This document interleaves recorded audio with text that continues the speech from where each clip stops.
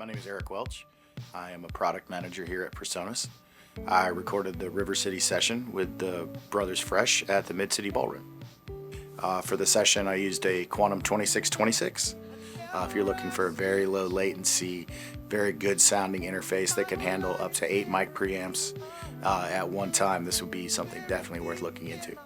The nice thing with using the 2626 is that because it's Thunderbolt 3, the latency is very, very low, so we were able to monitor from Studio One in real time and send them Q mixes back that didn't have any latency whatsoever. They had their own in-ear monitors that were driven by a PreSonus HP4, along with the click track that was also fed back to them from their sampler.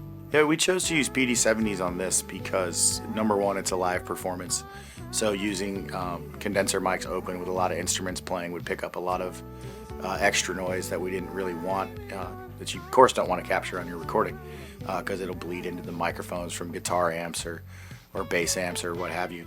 Now the PD70 we originally released as a broadcast microphone, but with its frequency response and, as I mentioned before, rejection, it sounds really, really good on vocals from everything from hard rock to R&B to anything down to your podcast.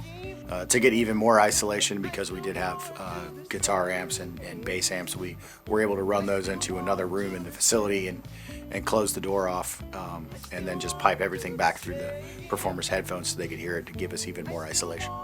So for mixing, just as we did with tracking, we mixed the entire song in Studio One Professional version 5.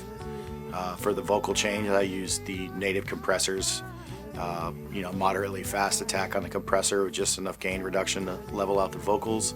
We were able to add a nice sweetening reverb from the plugin suite that comes with Studio One. I used Ampire, that's also included in Studio One, on the bass guitar track to give it a fuller sound.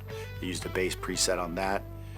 So for the sampler track, to add a little bit more energy to it, to make it sound like it was a little bit more of a live performance coming from the sampler, if you will, I used the multi-band compressor that comes in Studio One to give a little bit of pumping feel to the low end, around 60 hertz or so, that complemented the vocal and the rest of the band really nicely.